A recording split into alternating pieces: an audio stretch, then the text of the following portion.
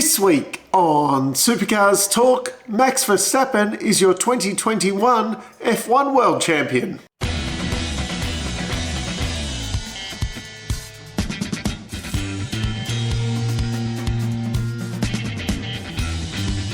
I know it's not Supercars, but it's been a long time since anybody but Lewis Hamilton has won the World Championship, except for that year that Nico Rosberg won it. But it's been a long time coming, and I sat there in front of the TV for about an hour and a half last night just thinking, well, this is frustrating, this is frustrating, this is frustrating. And then that last lap happened. I'm sorry to all the Hamilton fans out there, but yeah, he's had the best car now for 8 years straight, and only cleaned up 6 World Championships in those 8 years. So yeah, sure I get a lot of hate for that, but I can just imagine what the comment sections on Bookface and stuff are like today. Over the Bathurst weekend, there was a bit of news that got kind of snuck just in under the radar. Not sure why it was done like that. Bathurst is the biggest scene for the year, so maybe they'll try and do it there. But the calendar for next year was announced. There's 13 rounds. One is currently TBA, with one big omission off the calendar being South Australia, and obviously there's a few tracks like, you know, Phillip Island or Queensland Raceway that aren't currently on the calendar that could, you know, fit in there. There is talk, if the Labor government, I think it is, gets in South Australia, we could see the Adelaide 500 back as early as like November in 22. Election promises. Yeah, anyway, so the calendar next year, I won't go right through everything, but we're Newcastle, Symmons Plains, Albert Park, Wanneroo, Winton, Darwin, Townsville, that TBA event, Sandown, that won't be a 500, Auckland, that won't be a 500, Bathurst, Gold Coast, and then finishing off at SMP, let's assume at night. Would have been nice, I think, to see Gold Coast as the final round, but I think there's that contract maybe with you know, New South Wales, they finish in that state, even though now Newcastle has got the opening round. Interesting, we will be seeing Super 2 at Newcastle, so street circuit to smash them all up on. Wanneroo, the furthest place we go to. Townsville, the other furthest place we go to. Sandown, that one makes sense. Bathurst, that of course makes sense. And then Sydney Motorsport Park, which, yeah, okay, that makes sense. So the first half of kind of the Super 2 calendar, not so much saving costs there. But the big thing to come out of that, no mention of Tail and Bend, and only the one endurance race, no 500 at Tail and Bend or Sandown or Gold Coast or Auckland or anywhere that's kind of been, you know, mentioned that possibly they will have a 500 kilometre race there. A few other little things to cover off this week. Lee Holdsworth has come out and said that he would consider giving up his Plum Walkinshaw co-drive now that he's won Bathurst. If a full-time seat came up at Kelly Grove Racing, just at Grove Racing.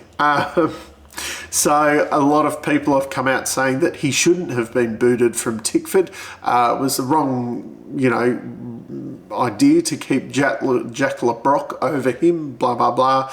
Walkinshaw should have signed him instead of Percat for next year, all this kind of stuff. He did a brilliant job in the best car at Bathurst. There is no denying that. He had a long time in the category as a main game driver. It's hard because he's such a nice guy, but is he more deserving over some of the other guys? I mean, if I was in the Groves position now with Payne probably not going to get his dispensation, there's a young bloke with a heap of funding, Zane Goddard, there that doesn't have a seat, that's going to do pretty much the same job in that car. I mean, I don't know, if I was Lee Holdsworth at that age kind of thing, I'd probably, the pay discrepancy probably wouldn't be that much between having one of these top co-drives at Bathurst and, having a full season gig in a back market team, essentially. And, do you want to go to work every day to kind of bang your head against the wall? You may as well get a normal job if you want to do that kind of thing. Roland Dane came out this week and said that the drivers should not be the ones deciding whether the category goes pedal shift or stick shift or whatever when Gen 3 comes out. Well, who does get to make the decision? It's looking like it's you, because none of the drivers want it, the fans want it, most of the team owners say they don't want it. I just thought, there's a lot of articles where he's the mouthpiece at the moment. My God, let's hope he's not the replacement for Sean Seamer, who's actually decided... did he decide? Was he pushed? Anyway, his wife is from America. They've relocated to America. He's going to go there. He's still around till the middle of next year, but he has resigned from his position. The comments on the internet, it's brilliant. This is the second coming and whatever with him going. The category is just going to go leaps and bounds. This guy did not know what he was doing, blah, blah, blah. I can see, Larko got fired under his watch. Gen 3, that has been delayed. There's been people advising him all the way through as well. Maybe he's not listening to the right people. And, the whole COVID thing hit. So overall, he probably hasn't done that bad a job. But if you step back now, everyone's like, oh, Tony Cochrane, the best guy in the world for the job, blah, blah, blah. At the time, everyone pissed and moaned about him, just all day, every day, he was the worst thing. So maybe might look back at Seamer and all of a sudden, 10, 20 years' time, wasn't so bad. Probably won't be as remembered as what Tony Cochrane was, because he really, did transform the sport. But he really shuffled a lot of feathers on the way through, whereas Sean's just kind of, he's been very fence sitter, I would say. A burning question that's been on my lips recently was why didn't David Cauchi get put on gardening leave as soon as it was known he was going to Grove Racing for next year to be the team principal? Well, now we know why, because he's going to do it at the start of next year. It seemed to be like, when Ludo and Grant McPherson and that said that they were leaving, we got the big, they're mercenaries, rah, they're only going for the money, and how could you ever leave the mothership and all this kind of stuff. And then they they had to go through the gardening leave and all of that kind of walked out the door, you go on gardening leave, blah, blah, blah, blah, blah. There wasn't that kind of fanfare when David Cauchi announced, he was leaving the team. But yes, he ran through obviously to the end of the season, and now he gets to go and tend to his garden for 6 months. Once a lot of comments I see, people confused about all of this and, how other teams do it. Triple Eight have got it in their contracts that you can't go straight to another team. That's fair enough. I've worked for companies where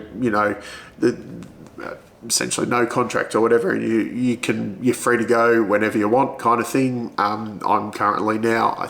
I actually think my position at the moment is a month. I can't go or I have to give a month's notice, essentially, which if I did, I would probably, asked not to come in for that month. And I think once I'm over a certain period of time, maybe coming up now, I think it might have been 2 years, I actually have to give 3 months notice before. And because of the position I'm in, you probably wouldn't be doing any work for that. So you get paid for it usually. So, but you don't have to come into work because you could be giving trade secrets to your new employer. Now, finally, what is probably the biggest news this week, but it's probably been buried a bit with the whole SEMA thing and calendars and paddle shift. The teams, we obviously don't have the REC, Racing Entitlements Contract system anymore, because the teams have sold their stake to Gary Rogers. So they're having this new charter system, and essentially they don't get a dividend from the sport at the end of the year. They will be getting a fixed, apparently it's 650 grand income from the series as long as you turn up to every round. That's for 12 rounds. There will be bonus payments if there is more than 12 rounds. So next year 13. So there will be an extra amount to cover kind of each event. Definitely does not cover each event. But what was probably the saddening thing about it all, there will only ever be 26 entries according to whoever the spokesman was saying all of this. So currently we've got 25. There could be a 26th. They will not accept any more entries. And a team will only be allowed to enter one sprint wildcard and one enduro wildcard each year.